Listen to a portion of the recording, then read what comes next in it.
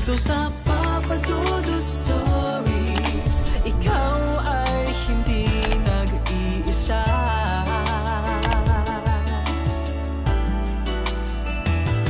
Dito sa Papa Dudut Stories, may nagmamahal sa'yo. Papa Dudut Stories,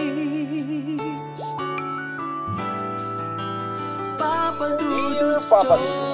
Sa lahat po ng mga nakatutok ngayon, huwag pong kalimutan mag-like, mag-share at mag-subscribe. Maraming salamat po sa inyong lahat.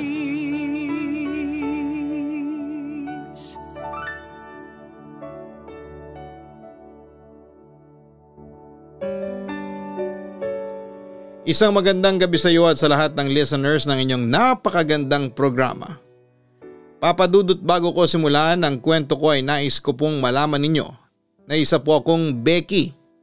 Tawagin niyo na lamang po ako bilang Dex. Dito ngayon nakatira sa Quezon City at isang subscriber ng inyong mga vlogs, lalo na ang Papa Dudut Stories. Papa Dudut, sisimulan ko po ang kwento ko noong April 15, 2015. Nang pumanaw ang aking dakilang ina. Namatay siya sa sakit kung saan ay nagbara ang dugo sa kanyang utak. Nang mamatay ang aking ina, ay inuwi po namin ang mga labi niya sa probinsya namin sa Iloilo. Papa Dudut, sobra akong nagdalamhati noon dahil mahal ko ang aking ina. Pero hindi ko po akalain na pagdating ko sa Iloilo ay makikilala ko ang isang lalaking magiging bahagi ng buhay ko. Natatandaan ko na kamamatay pa lamang ng aking ina nang makilala ko si Jarius. Ipinakilala siya ng pinsang kong si Alisa. Papa Dudut, aaminin kong huminto ang mundo ko noong mga sandaling yon. Nawala sa isipan ko na nagluluksa ako sa pagkamatay ng nanay ko. Paano ba naman kasi ay napakagwapo ng lalaking kaharap ko noon. Bukod pa roon ay matangkad din siya. Payat ngunit maputi, makinis. Hindi ko maipaliwanag kung tatalon ba ako sa saya o bigla na lang siyang halikan para bumalik sa bongga ang araw ko. Simula noon, Papa Dudut, ay naging close na kami ni Jarius. At hindi alintana kahit na may boyfriend na ako noon. Basta kapag kasama ko si Jarius ay kumpleto na ang buhay ko. Samantala isang araw naman ay nag-celebrate kami ng monthsary ng boyfriend kong si Sherwin. Masaya naman akong kasama siya. Although that time ay hindi ko pa rin lubos na matanggal sa isipan ko si Jarius. Kinilig naman ako sa panlilibre mo sa akin ngayon dito sa Sizzling House, ang sabi ko kay Sherwin. Dex, ituring mong isa ito sa mga treat ko sa iyo. Gusto ko kasing magpasalamat sa iyo kasi kasama kita ngayon. Masaya at sincere na wika naman ni Sherwin sa akin. Nagpasalamat din ako sa kanya pero kinilig ako ng sobra nang magkatitigan kami. Napansin naman ni Sherwin ang pamumula ng aking pisngi kaya tinanong niya ako tungkol doon. Ikaw kasi, kung makatitig ka, nakakakilig. Grabe. Feeling ko ang haba ng hair ko ngayon. Pa-cute at kinikilig kong sagot noon sa kanya. Akin ang kamay mo, ang sabi niya sa akin. Siyempre agad ko naman yung ibinigay. Hinawakan niya yon at dinama. In fairness, proud ako sa lambot ng aking kamay. Dahil kahit natambak ako ng gawaing bahay, hindi ko makakalimutang i-moisturize ang aking balat gamit ang lotion. Especially ang aking mga kamay. Meron pala akong ibibigay sa iyo, ang sabi pa ni Sherwin. Pagkatapos ay may dinukot siya mula sa bulsa ng kanyang polo shirt. At doon ay nakita kong isa yung singsing. Para saan yan? Kunwari tanong ko pa sa kanya. Siyempre para sa iyo, simpleng sagot sa akin ni Sherwin. At siya mismo ang nagsuot sa daliri ko ng singsing na regalo niya na sa tingin ko ay isang sterling silver. Sherwin, ang ganda. Puri ko sa kanyang ibinigay na regalo. Salamat. Total matagal na tayong magkarelasyon dapat lang nabigyan kita nito. Simbolo yan ang pagmamahal ko sa iyo. Pagpasensyahan mo na lang kung silver lang siya ha, sabi pa niya sa akin. Ano ka ba, okay lang sa akin. Ang mahalaga ikaw ang nagbigay nito sa akin. Pag-appreciate ko naman sa ginawa niya bilang boyfriend ko. Mahal kita, sincerong sabi niya sa akin pagkatapos. Ako rin Sherwin, mahal din kita. Yun naman ang balik ko sa kanya. Papa Dudut, having Sherwin is one of my beautiful blessings. Sa totoo lang ay hindi ko akalain na magkakaroon ako ng ganon ka-sweet na boyfriend. Come on, isa akong Becky. Hindi naman ako kagwapuhan at hindi rin naman ako kagandahan. Pero sa kabila ng lahat ay merong isang lalaking naka-appreciate ng buong pagkatao ko. At ay ko pang isang babae kung tratuhin ni Sherwin. Yes, that time alam kong magtatagal kami ng boyfriend ko dahil devoted talaga siya sa relationship namin. Samantala naging magkaibigan din kami ni Jarius. Madalas din niya akong inaayang lumabas para kumain at manood ng sine. Nandyan din siya palagi para samahan ako, especially kapag nakakaramdam ako ng boredom o kung may problema ako. And like Sherwin ay trinato din ako ni Jarius bilang kanyang special someone na siyang na-appreciate ko ng bongga. Pero ang akala ko, Papa Dudut, hanggang friendship lang kami ni Jarius. Pero nagkamali ako dahil isang gabi meron siyang ipinagtapat sa akin. Dex, bago sana tayo umuwi sa bahay ninyo, may sasabihin sana ako sa iyo. Sabi niya sa akin habang pinapayungan niya ako pauwi dahil sobrang lakas noon ng ulan. Ano naman yon? Curious kong tanong sa kanya. Okay, actually matagal ko nang gustong sabihin sa iyo to. Pero nahihiya lang ako. Pagkatapos ay napalunok muna si Jarius bago nagpatuloy. I love you, Dex. Siyempre nagulat naman ako sa aking narinig. Ha, talaga? Teka, baka ginugood time mo lang ako, ang sabi ko pa sa kanya. Pero hindi tumawa o ngumiti si Jarius. Mamayang kaunti inilapit niya ang mukha niya sa akin at nilagyan niya ako sa labi. Nabitawan din niya ang payong kaya nabasa kami noon sa ulan. Jarius, nababasa tayo ng ulan, ang sabi ko sa kanya. Wala akong pakialam kahit na maligo pa tayo sa ulan. Basta halikan mo na lang ako. Pagkatapos noon ay nagpatuloy kami sa paghahalikan.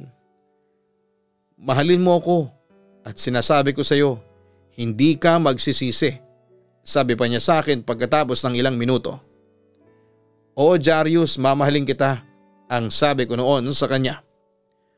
I know na hindi ko dapat yon sinabi sa kanya pero nawala ako sa aking sarili noong mga sandaling yon.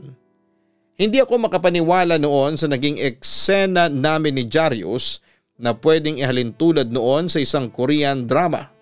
Sana all, hindi ba? Papa Dudut, mahal ko si Sherwin pero mahal ko rin si Jarius. Turn between two lovers ang drama ko noon. Hindi ko alam kung sino sa dalawa ang pipiliin ko dahil doon ay nagpasya na lamang ako na mahalin silang pareho. Sinagot ko si Jarius at naging kami pero hindi niya alam ang tungkol kay Sherwin. Ganon din si Sherwin. Wala siyang alam kay Jarius dahil kapag nalaman nila ay sira ang beauty ko. Masaya naman kami ni Jarius sa relasyon namin. Siya ang laging nagpapakumbaba kapag nag-aaway kami. Si Jarius lang ang madalas umalalay sa akin. April 30, 2015 nang bumalik na ako sa Maynila. That time ay tuloy pa rin ang relasyon namin ni Jarius. Oo Papa Dudut, pinagsabay ko ang dalawang lalaki at aaminin kong nakaramdam ako ng kaunting kasiyahan sa puso ko dahil dalawang lalaki ang nagmamahal sa akin. Samantala, nag-celebrate kami ng monthsary ni Jarius isang gabi. It was unforgettable and sweet. Ang saya-saya ko ng mga sandaling yon. Sana forever na tayong ganito. Natatandaan ko pa ngang sabi ko yon kay Jarius.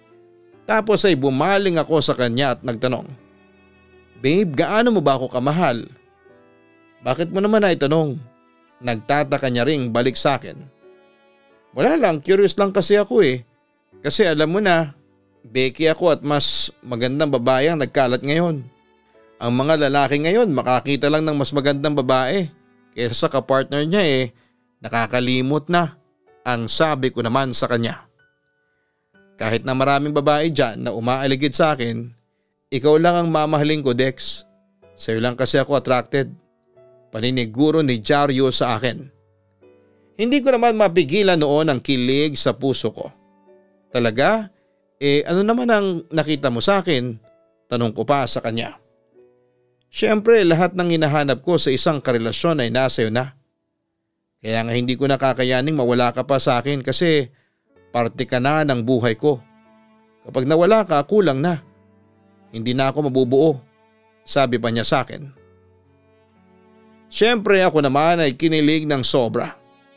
Napakabait mo sa akin, Jarius. Mahal kasi kita, ang wika pa ni Jarius. Salamat at dumating ka sa buhay ko. Kung hindi ka dumating sa buhay ko, siguro devastated pa rin ako sa pagkamatay ni Mama.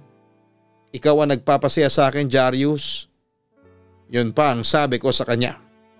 Forgetting Sherwin na isa rin sa mga nagpapasaya sa akin. Ikaw rin naman, Dex. Dahil sa'yo kaya ako nabubuhay ngayon. Sincero niyang tugon. Napangiti ako at medyo napahagikik. Sus, ang cheesy na natin. Puna ko. Na agad naman niyang dinugtungan. Cheesy pero totoo. Papadudot sa tuwing kasama ko si Jarius ay aaminin kong nakakalimutan ko si Sherwin. Aaminin kong medyo lumalamlam ang relasyon namin dahil na rin sa mas focus ako noon kay Jarius. Sa kabilang banda ay hindi naman siloso si Sherwin pero naging malulungkutin na siya ko namang ikinabahala. Dex, wala ka ba talagang pinapalit sa akin? Seryoso niyang tanong sa akin. Sa totoo lang ay kinabahan ako nang marinig ko yon. Bakit mo naman ay tanong yan? Wala ka na bang tiwala sa akin? Ang sabi ko sa kanya. Hindi naman, baka kasi nagsasawa ka na sa akin. May halong pangamba ang boses niya nang sabihin niya yon sa akin. Bakit naman ako magsasawa sa iyo? Hindi ka naman pagkain para pagsawaan ko. Basta Sherwin, maniwala ka. Hindi kita ipagpapalit kahit kaninong lalaki. Ang sabi ko. Pero aaminin kong nakaramdam ako ng panghihilakbot dahil alam kong hindi yon totoo. Sino si Jarius? Maya-maya diretsong tanong niya sa akin. Ha? Kunwari patay mali siya pa ako ng mga sandaling yon. Narinig ko lang kina Alisa tapos nabanggit din ang pamangkin mong sina Venny at Kiko. Sino siya? Usisa niya sa akin. Wala, kaibigan ko lang si Jarius. Friend yun ni Alisa. Yun ang palusot ko sa kanya. Becky? Tila nanunuri pa niyang tanong sa akin. Tumango lamang ako bilang sagot. Huwag na natin siyang pag-usapan. Teka, bakit bigla kang natahimik? Huwag mong sabihin sa akin na nagsiselos ka. Tanong ko pa kay Sherwin nang mapansin kong parang malalim ang kanyang iniisip. Naku, hindi ah. Bakit naman ako magsiselos? Kung Becky naman siya, walang dahilan para magselos ako. Yun ang huling sinabi sa akin ni Sherwin noong araw na yon dahil tahimik na siya for the rest of the day.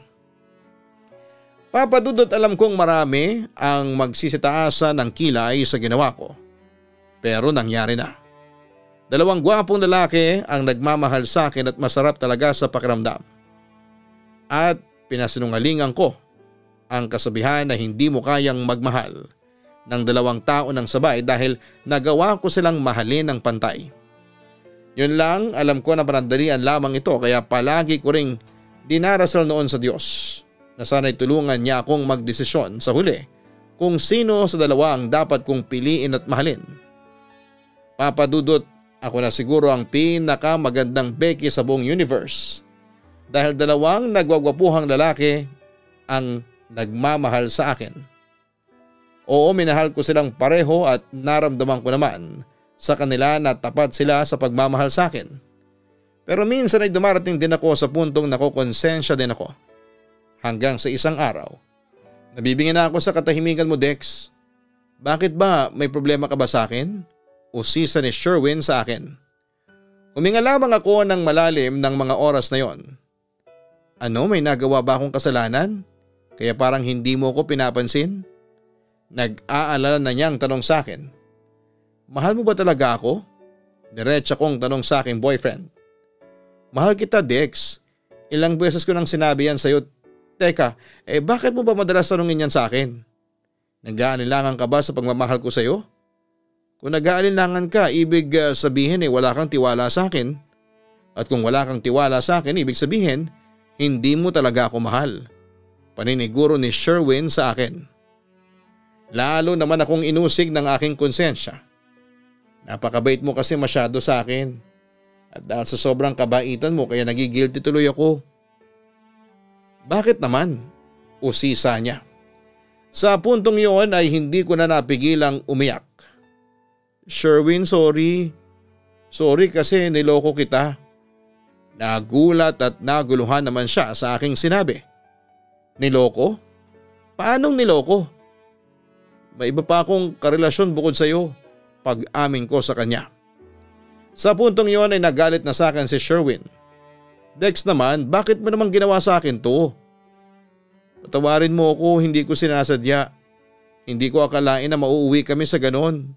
Confession ko. Sino yung lalaking karelasyon mo? Seryoso niyang tanong sa akin. Kilala mo si Jarius? So ibig sabihin hindi mo lang basta kaibigan yung Jarius na yan. Kundi karelasyon mo? May galit na sabi niya sa akin. Nagkarelasyon kami ni Jarius pagkamatay ni Mama. Hindi ko mapigilan ang sarili ko. Pag-amin ko pa sa kanya. Bakit mo naman nagawa yun ha? Hindi ka pa ba satisfied sa akin? Kulang pa ba yung pagmamahal na ibinibigay ko sa iyo, Dex? Hindi naman kita niloko. Minahal kita ng tapat. Bakit mo ginawa sa akin to? Sa puntong yon ay naiyak na si Sherwin. Mahal mo pa ba ako? Oo, sagot ko sa kanya. Si Jarius, gaano mo siya kamahal? Mas mahal mo ba siya sa akin? Question pa niya sa akin. Ewan ko, naguguluhan ako, Sherwin. Tugon ko. Mamili ka sa amin dalawa ng lalaking yon. Ako o ang lalaking yon? Insist niya sa akin. Ikaw, Sherwin. Ikaw ang pipiliin ko. Bigla akong nasabi. Talaga? Nag-aalinlangang tanong niya sa akin. Oo, maniwala ka sa akin. Paggarantiya ko naman sa kanya. Kung ako ang pipiliin mo, hiwalayan mo na ang lalaking yon, Dex. Ayaw ko na may kahati sa'yo. Gusto kong ako lang ang mahal mo. Nagkakaintindihan ba tayo? Tumango ako bilang sagot kay Sherwin. Oo, hihiwalayan ko na si Jarius. Para sa'yo. Papadudod si Sherwin ang pinili ko kahit na mas tinitibok noon ang puso ko si Jarius. Agad kong nakipaghiwalay noon kay Jarius at sobra siyang nasaktan. Lalo na nang malaman niyang naging two-timer ako. Samantala nagpatuloy ang relasyon namin ni Sherwin noong una ay okay ang lahat. Akala ko ay tapos na ang lahat ng pagsubok. Pero nagkamali ako. Dahil isang araw, Dex, may aaminin sana ako sa iyo. Panimula ni Sherwin sa akin pagkatapos niya akong ihatid sa bahay. Napatingin naman ako sa kanya. Medyo kinakabahan. Ano yun? Sige, sabihin mo na sa akin. Alam kong sa ilang buwang pagsasama natin, hindi ko may tatangging minahal mo ko. Yun nga lang ay nakukonsensya ko kasi hindi ko maibigay sa iyo ng buo ang pagmamahal ko. May ipagtatapat ako sa iyo, Dex. May iba na ako mahal. Pag-amin ni Sherwin sa akin. Nagulat at nanlumo naman ako sa aking narinig. Ha? Anong ibig mong sabihin?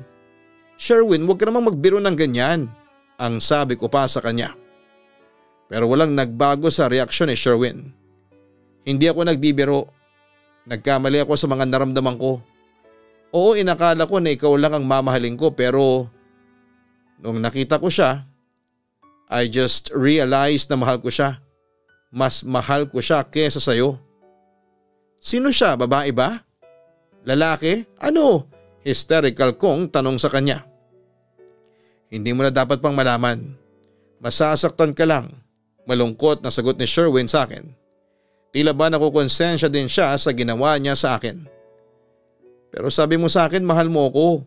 Paalala ko pa sa kanya. Oo, pero dati yon. Paglilinaw niya sa akin. Sa pagkakataong yon ay hindi ko na napigilan ang pag-iyak sa harapan niya. Sherwin, pakiusap naman. Huwag mo naman gawin sa akin to. I'm sorry pero kailangan ko talagang pumili sa inyong dalawa. at siya ang pipiliin ko pagtatapat pa ng boyfriend ko sa akin. Samantala nagmakaawa na ako sa kanya. Sherwin naman, maawa ka naman sa akin. Pinili kita kaysa kay Jarius kasi mahal kita. Sherwin, ikaw lang ang buhay ko. Hindi ko kakayanin na mawala ka sa akin. Sandali, baka naman gumaganti ka lang sa akin kung naging two-timer ako dati. Umiling siya para pabulaanan ang aking sinabi. Hindi ako gumaganti sa iyo. Tipid niyang sagot sa akin. Bakit mo ginawa sa akin to? Halos magwala na ako sa harapan niya. Patawarin mo ako, Dex, pero simula ngayon, hiwalay na tayo. Pagkatapos noon ay hinagkan na niya ako sa huling pagkakataon bago umalis at iniwan ako mag-isa. Papa Dudut, sobra akong nagsisisi sa ginawa kong pamamangka sa dalawang ilog. At dahil sa nawala na sa akin si Sherwin ay sinubukan kong makalimot. Nag-try din ako bumalik kay Jarius baka sakaling magsimula ulit kami. Pero mukhang nahuli na ako dahil isang araw ay inamin niya sa akin ang katotohanan. Pasensya na, Dex, pero hindi na tayo pwede. Pagtatapat ni Jarius sa akin. Pero bakit? Halos manlumo ako ng mga sandaling yon. Kasi may iba na akong mahal. Nagulat naman ako sa pag-amin ni Jarius. Ha? May iba ka ng mahal? Babae ba o lalaki? Hindi na mahalaga kung ano ang kasarian niya. Basta siya na ang mahal ko ngayon. At nakalimutan na kita. Diretsang sabi niya sa akin. Jarius, wala na ba talagang pag-asa? Muli kong tanong sa kanya. Nagbabaka sakaling magbago pa ang kanyang iniisip. Wala na talagang pag-asa maging tayo ulit, Dex. Sorry pero matagal na tayong tapos. Pasensya na. Huwag kang mag-alala. Pinapatawad na kita sa nagawa mong kasalanan sa akin.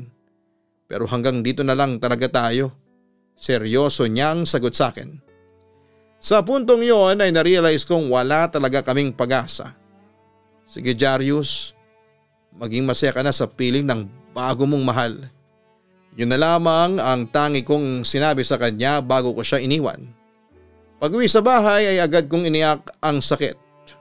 Masakit at para akong mababaliw, pero wala akong ibang masisisi kundi ang aking sarili. In the first place ay karma ko ito sa aking pamamangka sa dalawang ilog. At doon na nga natapos ang kalokohan ko.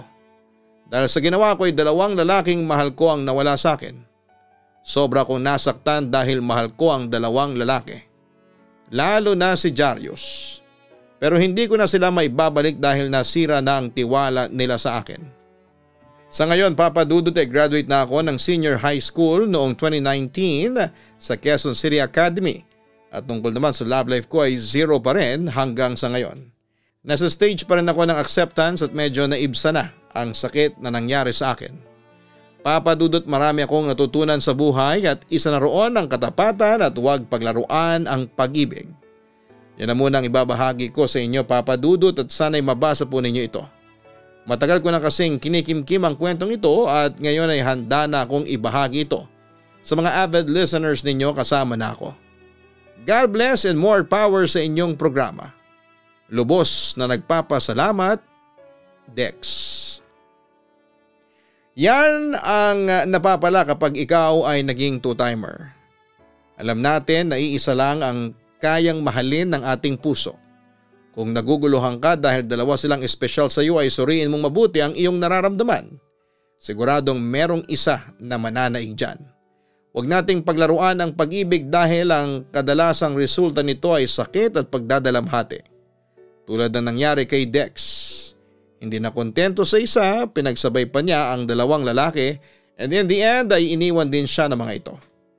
Mga ka-online, sana'y irespeto natin ang konsepto ng pag-ibig. Kung magmamahal ka, isa lang at siguraduhin mong handa kang panindigan ang iyong pagmamahal sa kanya. Dahil kapag naghanap ka ng ikalawa, ibig sabihin lamang noon ay hindi pagmamahal ang hanap mo, kundi init lang ng katawan. Para kay Dex, sana'y maging aral ito sa iyo. Anyway, maraming salamat sa pagbabahagi mo ng iyong kwento sa aming himpilan, sa aking channel. God bless and good luck sa iyo. Hanapin po ang Kaistorya Horror YouTube channel para sa mga araw-araw po nating upload na mga katatakutan. Ang link po ng channel na yan ay nasa homepage ng channel na ito, kaya wag po kayong malilito Narito mismo yan sa homepage ng Papa Dudut YouTube channel. Maraming salamat po sa inyong lahat.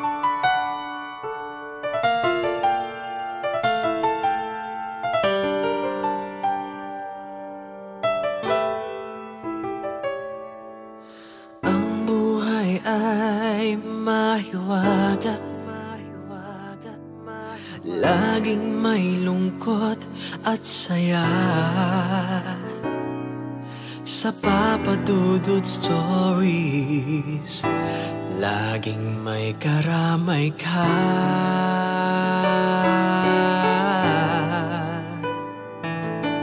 Mga problemang kaibigan, dito ay pakikinggan ka. Sa Papa Dudut Stories, kami ay iyong kasama.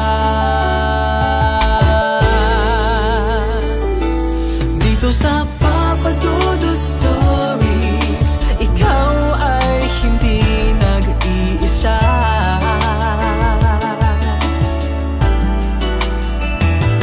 Dito sa Papa Dudut Stories, may nagmamahal sa'yo. Papa Dudut Stories, Papa Dudut Stories, Papa Dudut Stories. Hello mga ka-online, ako po ang inyong si Papa Dudut. Huwag kalimutan na mag-like, mag-share at mag-subscribe. Pindutin ang notification bell para mas maraming video ang mapanood ninyo. Maraming salamat po sa inyong walang sawang pagtitiwala.